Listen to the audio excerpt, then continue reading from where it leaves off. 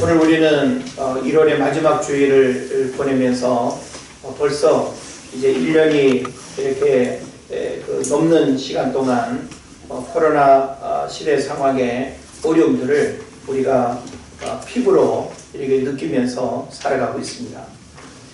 우리가 1년 전 코로나를 이렇게 접할 때 별거 아니겠지, 또 금방 지나갈 거야, 그러면서 우리는 평범한 일상의 회복을 아무 어떤 문제 없이 우리가 기대를 했습니다. 그러나 1차 팬데믹이 신천지로부터 2월, 3월 있었고, 또 광화문 태극기 집회, 혹은 또 이제 교회발 2차 팬데믹이 9월, 10월경에 또 있었습니다. 그리고 지금 우리는 또 BTJ를 비롯한 또 역시 종교 시설로부터 이렇게 확산되고 있는 3차 팬데믹을 지금 경험하고 있습니다. 전문가에 의하면 코로나의 어떤 확산이 결코 이렇게 진정되기 쉽지 않다라고 하는 이야기를 합니다. 그러면서 4차 팬데믹을 예고하는데 3월 말경에서 4월 초 중에 4차 팬데믹을 예고하고 있습니다. 백신이 이렇게 개발되어지고 접종이 시작되고 있지만 지금 1년이 넘는 시간 동안 코로나가 굉장히 넓게 이제 퍼져 있기 때문에 조금만 뭔가 이렇게 문제가 생기면 굉장히 기하급수적으로 늘어날 수 있는 이런 이제 상황들을 예고하고 있습니다. 그래서 우리는 이런 코로나 상황의 어려움을 겪으면서 일상의 불편함, 학업의 또 어려움들, 직장과 또 사업장의 어려움들, 그래서 이 경기 불황의 문제들이 얼마나 심각하게 다가오는가라고 하는 사실을 우리가 경험하게 됩니다. 그와 더불어서 우리가 또 경험하는 것 중에 하나는 뭔가 하면 신앙생활의 어려움인데, 바로 영적 침체라고 하는 문제들이 우리에게 다가오고 있습니다. 자, 여러분, 영적 침체가 무엇입니까? 만약에 여러분이 영적 침체를 경험하고 있다면 영적 침체의 증상은 무엇일까요? 우리는 여러 가지 그 증상을 이렇게 생각해 보면서 내가 지금 어떤 상황 가운데 있는지, 코로나가 우리에게 굉장히 많은 문제들을 이렇게 가져왔는데 그 가운데 이 영적 침체에 대한 어떤 문제들을 오늘 먼저 우리가 좀 생각을 해보려고 합니다.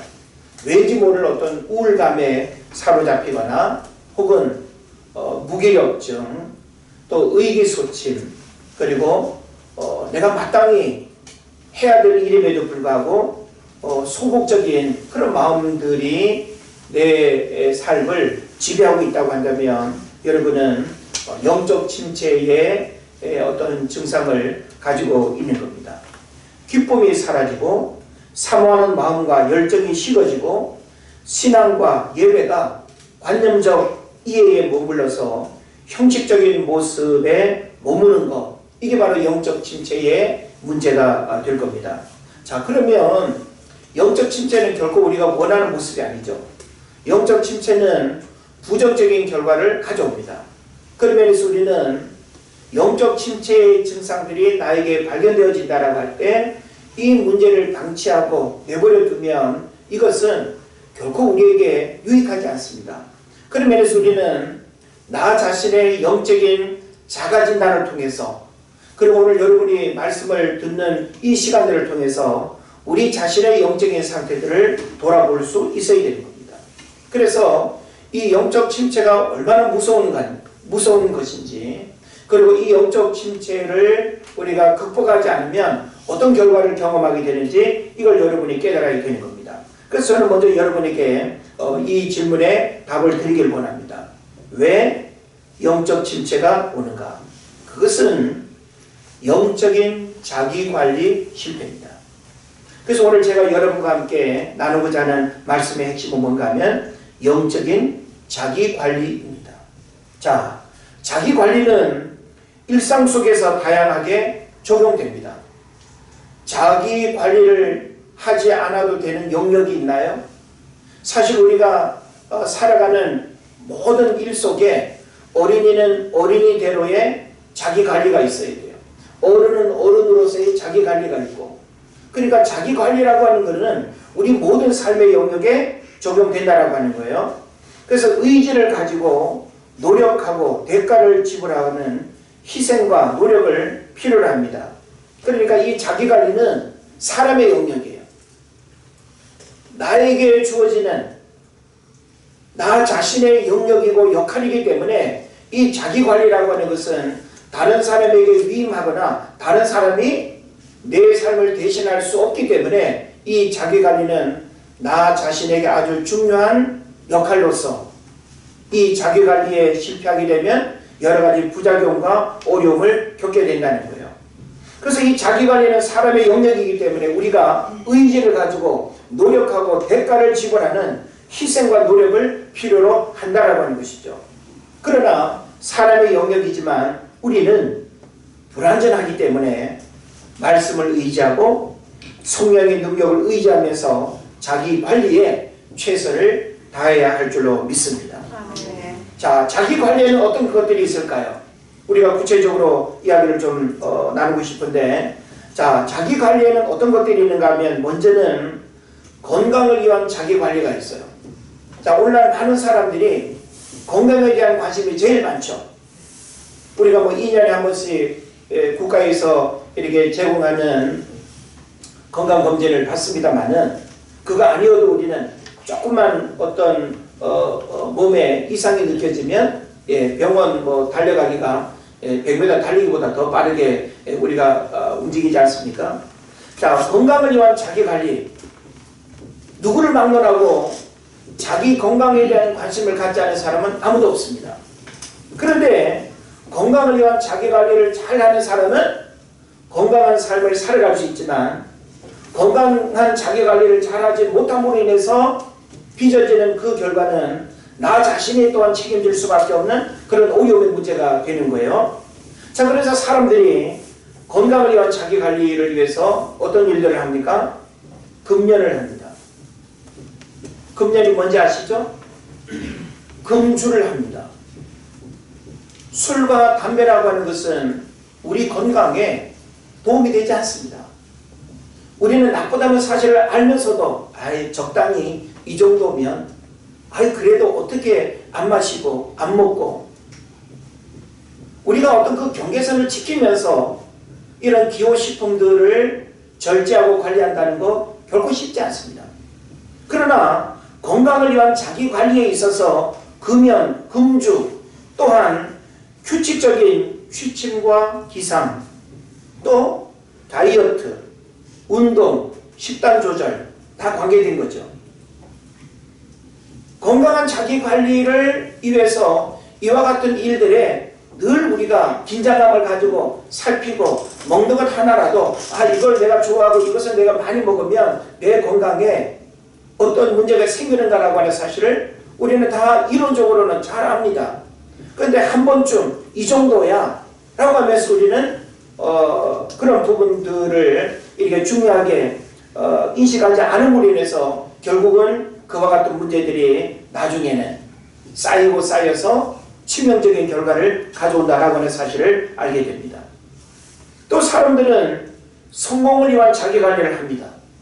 자, 우리 세상에서 성공이라고 하는, 잘 되기를 원하는 그런 꿈들을 다 가지고 있습니다. 여러분이 하고자 하는 모든 일들에 대해서 실패하기를 원하는 사람은 아무도 없어요. 우리 모두가 다 저마다 어떤 성공을 갈망하고 성공을 위해서 엄청난 자기 노력을 합니다. 그러면 성공을 위한 자기 관리는 어떤 것들이 있을까요?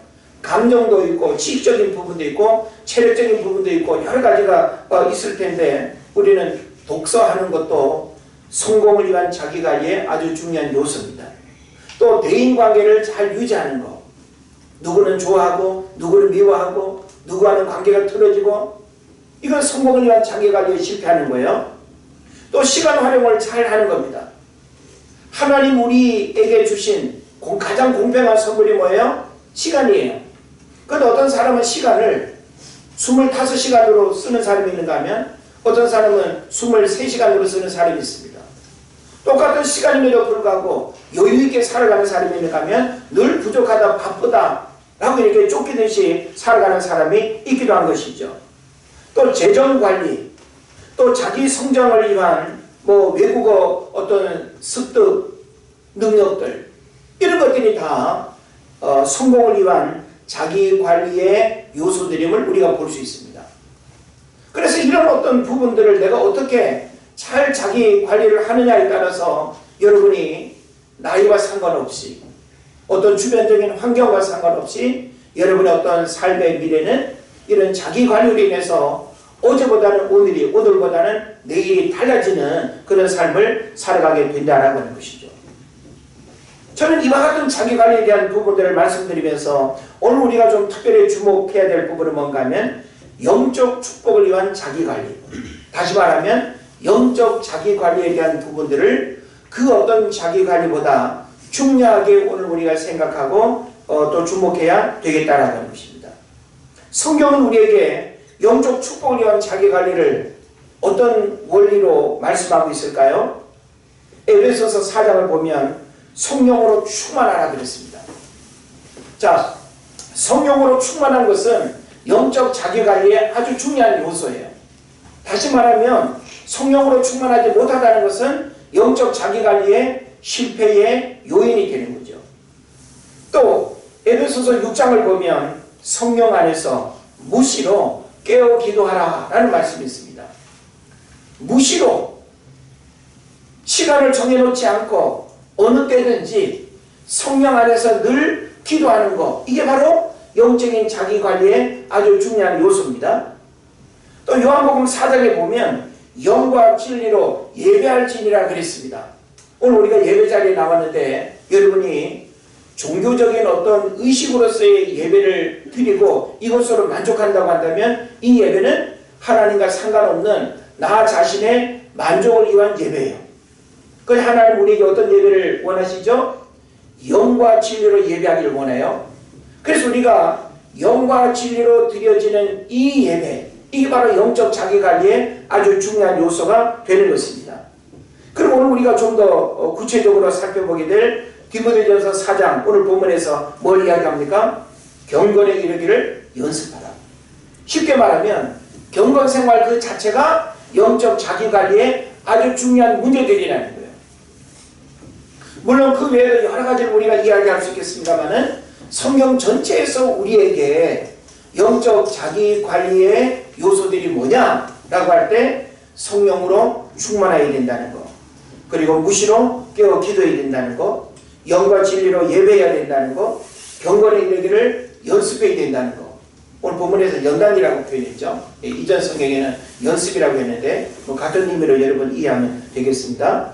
자, 그래서 우리가 자기관리를 잘하면 어떤 결과가 주어질까요? 자, 여러분이 건강을 위한 자기관리든지 성공을 위한 자기관리든지 그리고 영적인 신앙생활의 자기관리를 잘하게 되면 어떤 결과가 주어질까요? 몇 가지를 우리가 생각해 볼 수 있는데 자신감과 활력이 넘칩니다. 우리가 자기관리를 잘해서 뭔가 이렇게 쫓기지 않고 뭔가 이렇게 어떤 스트레스 받지 않는 최상의 어떤 컨디션으로 자기관리를 우리가 잘하게 되면 자신감과 활력이 넘칩니다. 그러니까 자기관리를 잘하는 사람에게는 늘 에너지가 넘치는 거예요. 활력이 있습니다. 매사에 자신감이 넘치는 거예요. 그리고 또 자기관리를 잘하면 감사와 행복이 충만합니다.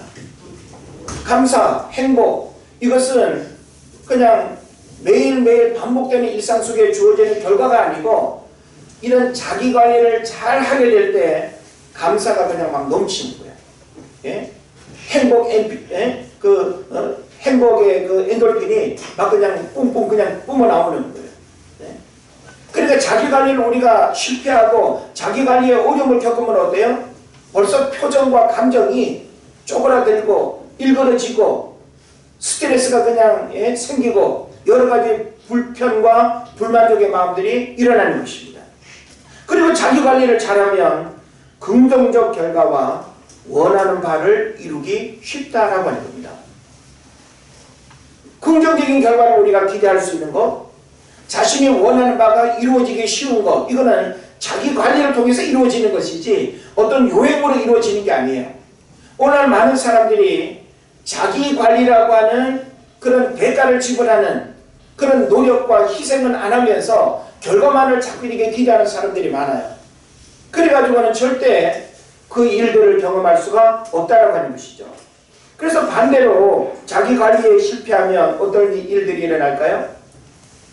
자기 관리를 잘하면 경험되어지는 결과가 있을 뿐만 아니라 자기 관리에 실패하면 또 우리가 겪게 되는 또 일들이 있습니다. 그게 뭔가 하면 패배와 열등감에 사로잡힙니다. 자, 여러분이 건강관리든지 성공을 위한 또 자기관리든지 영적 축복을 위한 자기관리든지 자기관리에 실패하게 되면 우리가 어떤 마음을 갖게 되는가 하면 패배와 열등감에 사로잡힙니다. 자기관리를 자꾸만 우리가 실패하게 되면 패배감이 내 안에 충만하게 되는 거예요. 그리고 나는 안 돼.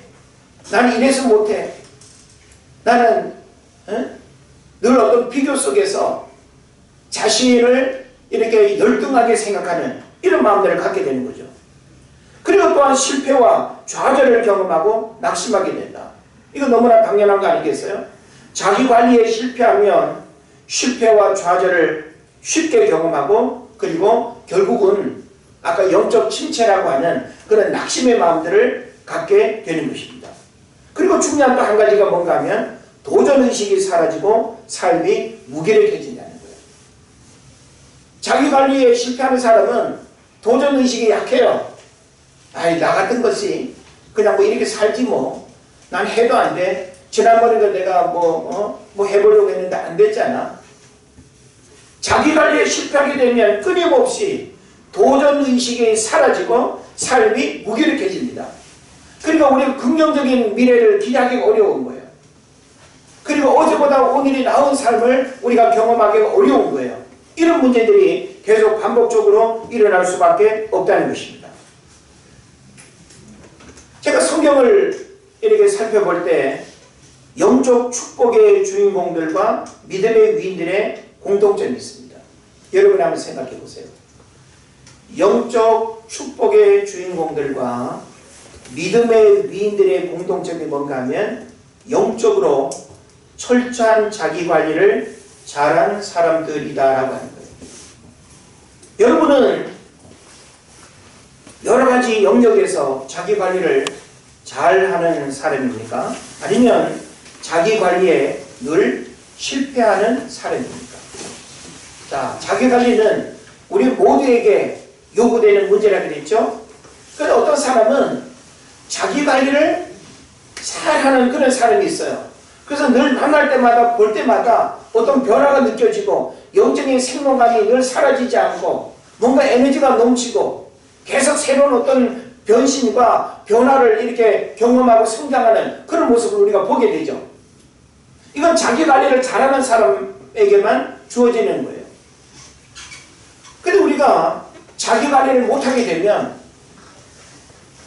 실망스러운 어떤 모습들이 너무 많이 비춰져요. 만나는 게 불편해요.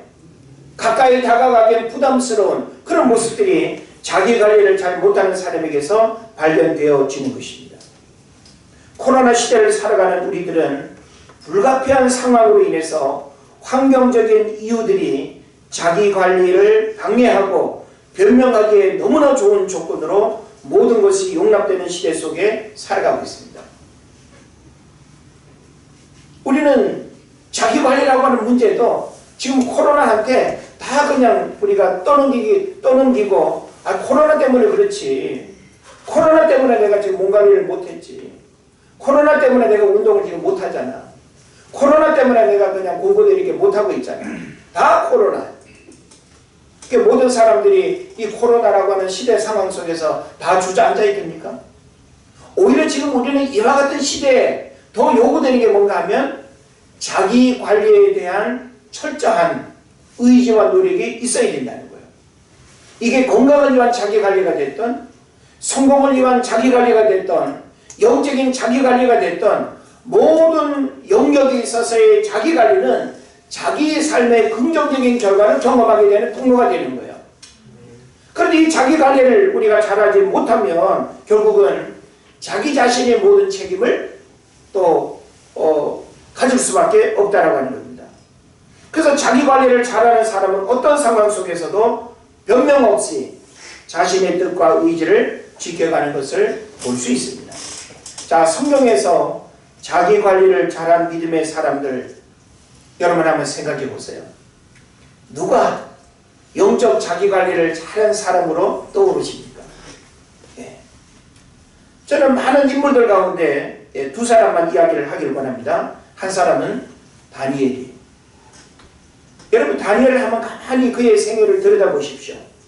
바벨론 포로 신분인 상황에서도 신앙을 고백하는 일과 기도하는 일과 감사하는 일에 변질되거나 타협함이 없는 철저한 자기관리의 모습을 우리에게 보여주고 있습니다.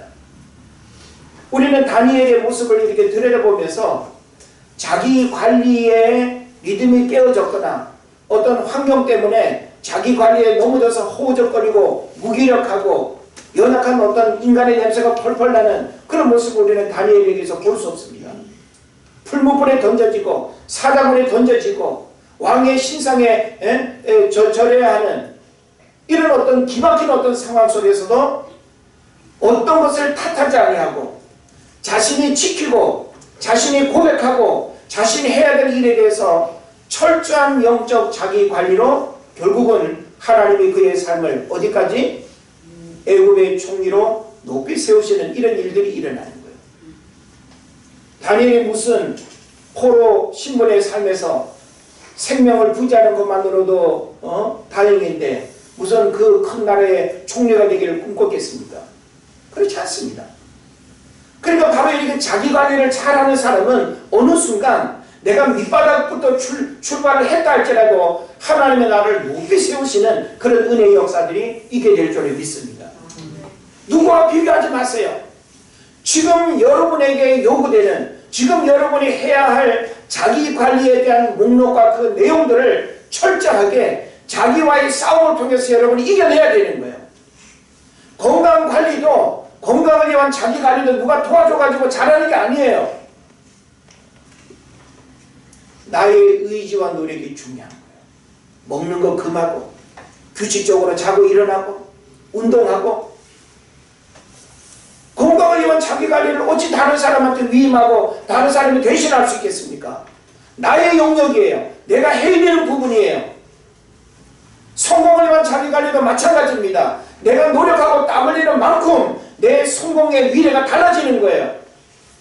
오늘 많은 사람들이 자기관리라고 하는 그 의지와 노력, 희생과 계획까지 지불하는 부분에 대해서는 소극적이에요. 그러면서 결과는 무슨 하늘에서 그냥 금덩어리 떨어지기를 원하는 이런 요행을 바라는 마음을 가져서는 안 된다라고 하는 것입니다. 여러분 다니엘을 보십시오.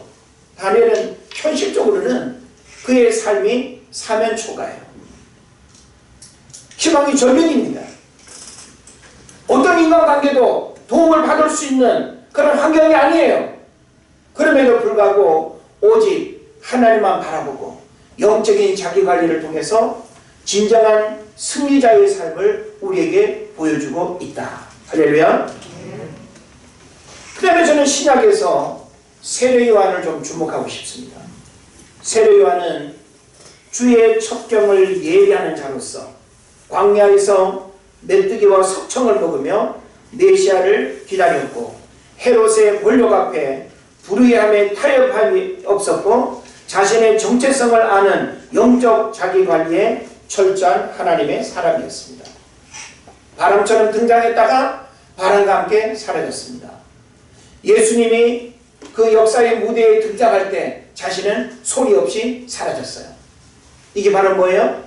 내가 누구인가라고 하는 정체성을 인식할 뿐만 아니라 영적인 자기관리가 철저한 사람이었어요. 세상의 허영을 쫓아가지 아니하고 세상 사람들이 부유하게 살아가는 그 안락한 삶을 쫓아가지 아니하고 광야에서 메뚜기와 석청을 먹으며 경건하게 메시아를 기다리고 그 주님의 그 오심을 기다리면서 그의 삶은 그에게 주어지는 주의 첩경을 예배하는 자로서의 그런 외침을 여과 없이 드러내면서 하나님 앞에 부끄럽지 않은 그런 삶을 살았던 것입니다. 또한 성경에서 영적인 자기관리에 실패하여 불행한 말로를 경험한 인물들도 얼마나 많은지 모릅니다. 자기관리를 잘해서 이런 축복과 믿음의 위인이 된 사람이 있는가 하면 반대로 영적 관리를 잘못해가지고 가문의 영광이 아니라 가문의 부끄러움이 되고 개인의 그 모든 어떤 부귀영화를 다 잃어버리고 가장 부끄러운 인생이 되는 그런 경우들이 또한 있다라고 하는 겁니다. 어떤 인물들이 있을까요? 엘리 제사장을 여러분 생각해 보십시오. 엘리 제사장은 가정과 자녀들의 자기관리를 잘못했습니다.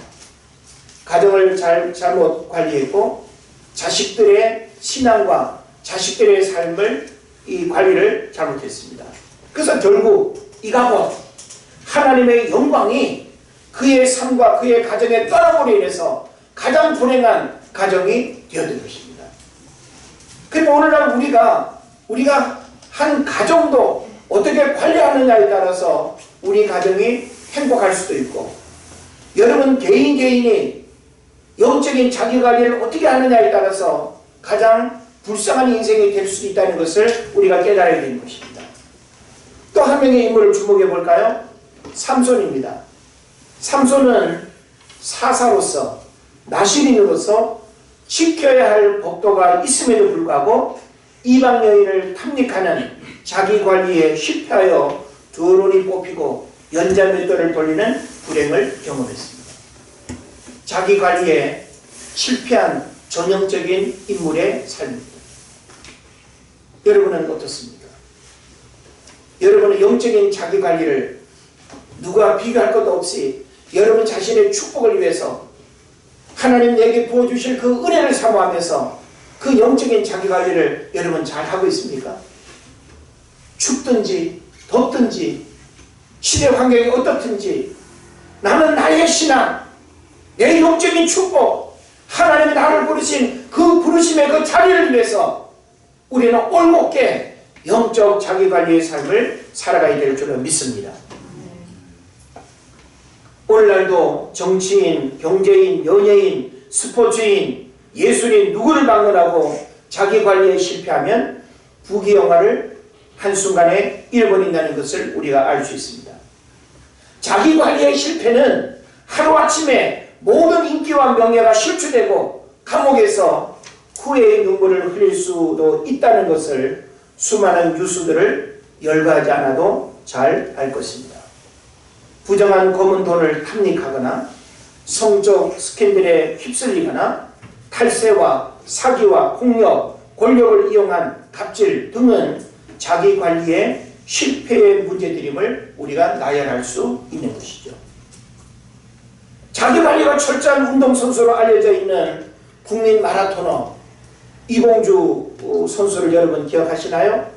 이봉주는 2009년 만 38세로 은퇴하기 전까지 통산 41회 마라톤 풀코스를 완주하며 마라톤사에서도 찾기 힘든 완주 기록을 가지고 있습니다.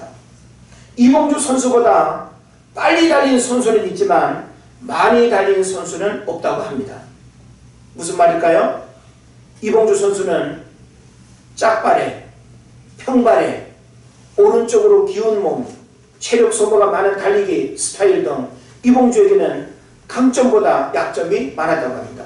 하지만 이봉주는 엄청난 훈련 양으로 많은 약점들을 보완했다고 하죠. 이봉주가 풀코스 43경기를 위해서 훈련한 거리와 실제 경기를 합하면 16만 8천 킬로가 넘는다고 합니다. 엄청나죠.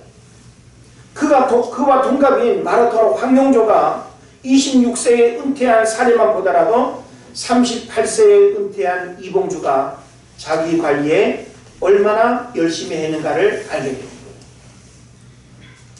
자기 관리를 잘하는 사람은 인기도 여전해요. 명성도 변함이 없어요. 운동선수가 됐든 연예인이 됐건 저보다 여러분들이 뭐 그런 사람들 더 잘 알 텐데 자기관리 실패하면 어느 순간 바람과 함께 사라집니다. 언론에서 볼 수 없습니다. 저는 요즘 최근에 작가 조정래 선생님을 이렇게 간접적으로 경험하면서 그 분의 삶이 저에게 굉장히 많은 도전을 주고 있어요. 제가 이 조정래 선생님을 이렇게 바라보면서 참 일평생 철저한 자기관리의 삶을 살았구나. 소설가, 작가의 삶을 살지 않았습니까? 그 소설 태백산맥 아리랑 한강 1500만 부가 팔렸습니다.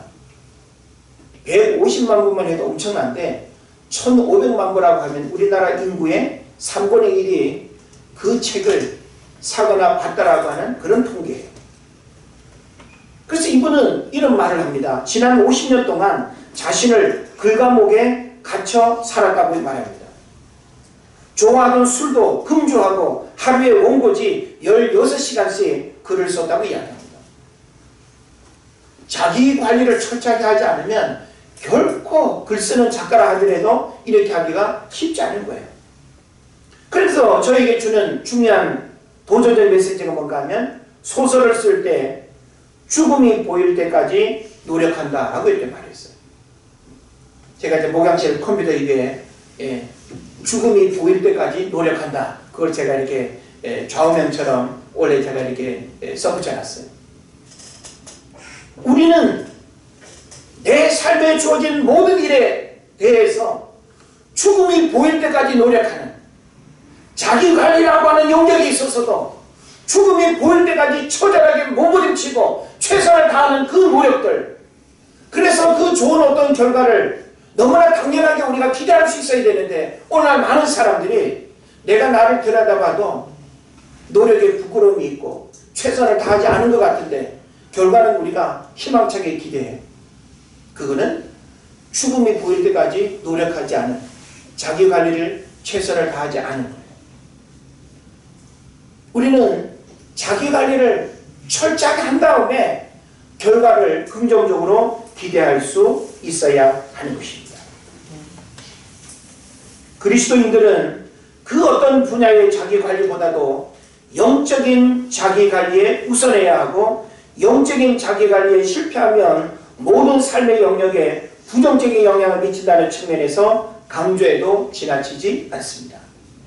그러면 그리스도인들은 어떤 영적 자기관리를 해야 될까요? 제가 앞에서 여러 가지를 이야기했습니다마는 그 여러 가지 가운데 오늘 본문에서 우리가 주목하길 원하는 영적 자기관리의 아주 중요한 메시지를 오늘 여러분과 나누려고 합니다. 자, 우리 그리스도인들은 어떤 영적 자기관리를 해야 될까요? 경건생활에 자기관리가 있어야 됩니다. 한번 따라합시다. 경건생활에 자기관리. 자, 경건생활의 자기관리라고 하는 것은 함축적인 의미를 가지고 있습니다. 그래서 경건생활은 뭘 포함하고 있을까요? 경건생활은 예배생활 포함됩니다. 있습니까? 네. 또 말씀 읽기 포함됩니다. 여러분 개인의 기도생활, 경건생활이 포함됩니다. 성전에 출입하면서 봉사하고 교회를 돌아보는 것도 경건생활입니다. 하나님 앞에 헌금을 드리는 것도 경건생활입니다. 경건생활은 어느 한 가지를 딱 말하는 것이 아니라 지금 제가 여러분에게 말씀드린 예배와 말씀과 기도와 봉사와 헌금, 이 모든 것들이 어우러진 것, 이게 바로 경건생활이에요. 근데 성경은 우리에게 경건에 대해서 우리에게 뭘 말하는가 하면 경건에 이르기를 어떻게 하라고요? 연단하라 그랬어요. 연습하라. 예? 이게 중요한 거예요. 다시 말하면 이런 경건이라고 하는 것은 시간이 지나면 주어지는 것도 아니고 어떤 직분이나 신앙의 어떤 열륜에 의해서 자연스럽게 터득되는 게 아니라고 하는 거예요. 성경의 가르침은 뭔가 하면 경건은 연습하고 연단해서 얻어지는 결과가 바로 경건이라는 것을 우리에게 말해줍니다. 경건 생활의 자기 관리의 열매는 금방 나타나지 않습니다. 그러나 놀라운 축복의 통로가 됩니다. 왜 경건 생활에 자기 관리가 필요할까요? 본문이 그 중요성을 구체적으로 설명하고 있습니다. 자, 영적인 자기 관리로서 경건 생활의 자기 관리는 어떻게 하며 그 결과는 무엇인가? 성경에서 아주 중요한 원리를 말하고 있는데, 첫째로는 연습이다라고 하는 거예요. 이걸 뭐 여러분이 연단이다라고 이렇게 표현해 주셨습니다. 자, 연습, 연단. 자, 경건 생활은 매일매일 여러분이 연습하고 연단되어져야 하는 과정이라는 거예요. 그래서 이 단어가 헬라어로 귐나제라고 하는 단어입니다. 귐나제. 이거 뭘 의미하는가 하면 육체적, 정신적 훈련을 말해요. 자, 우리가 군인이 되고자 하면 사복을 이제 벗고 군복을 입는 순간 훈련소에서부터 뭐가 시작이 되죠? 훈련이 시작이 되죠. 자, 훈련을 즐거워하는 사람 아무도 없어요. 자고 싶을 때 자고 일어나고 싶을 때 일어나는 거, 그건 훈련이 아니에요. 자, 그럼 자야 되는 거예요. 더 자고 싶은데 일어나 하면 일어나야 되는 거예요. 집합하면 집합해야 되는 거예요. 땅 파하면 땅 파야 되는 거예요. 저 무거운 거 들어 하면 들어야 되는 거예요. 훈련이라고 하는 것은 내가 하기 싫어도 하기 싫은데 시키면 해야 되는 거, 이게 바로 훈련이죠. 경건이 바로 그렇다는 거예요. 경건을 연습한다라고 하는 것은 내가 좋아서 하는 게 아니에요. 하나님이 우리에게 말씀하시고 원하시는 일이고 마땅히 어떤 그 부르심의 사명으로서 우리가 감당해야 된다고 한다면 바로 경건은 연습으로서 우리가 받아들여야 된다라고 하는 거예요. 여러분, 새벽에 일어나는 거 쉬워요, 어려워요? 어려워요. 그죠? 근데 왜 우리가 새벽에 일어나죠? 왜 우리가 주일날 집에서 쉬고 놀러 가면 좋은데 왜 이렇게 또 교회 와서 예배하고 해야 되죠? 왜 우리가 봉사하고 하나님 앞에 헌금은 왜 드려야 됩니까? 이 모든 것은 내가 좋아서 하는 것이 아니고 나의 어떤 감정과 의지와 상관없이 하나님의 말씀이 그러하고 하나님이 원하시기 때문에 이거는 연습으로서 연단으로서 하나님 앞에 고백되어져야 된다는 거예요. 이게 바로 경건이다. 할렐루야.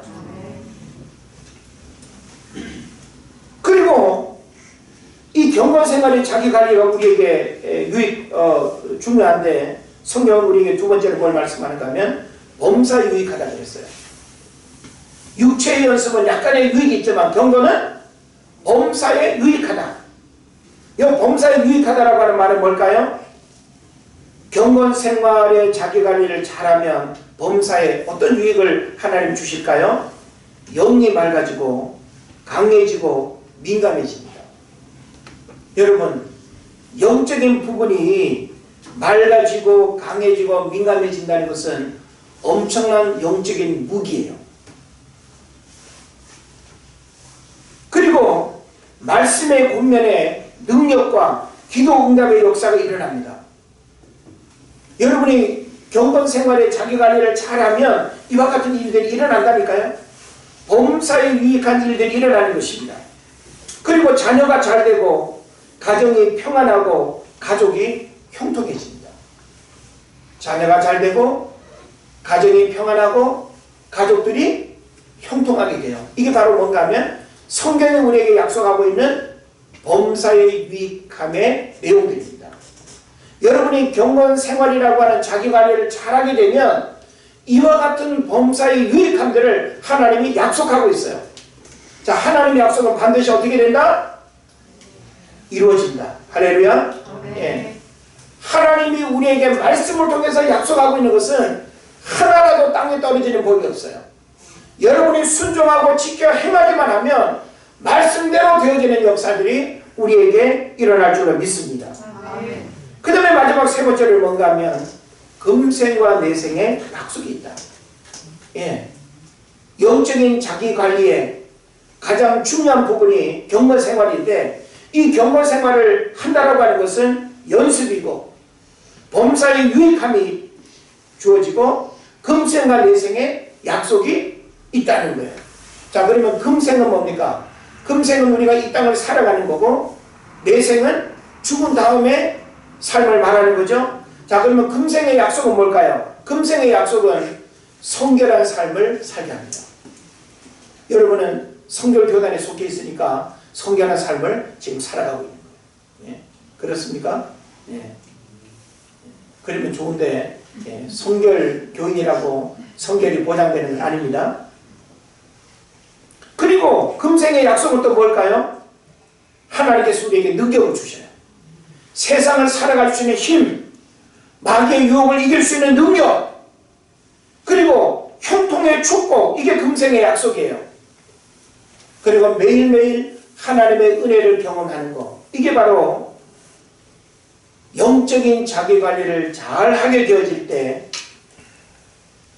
경건 생활을 통해서 우리에게 약속하고 있는 금생의 축복입니다.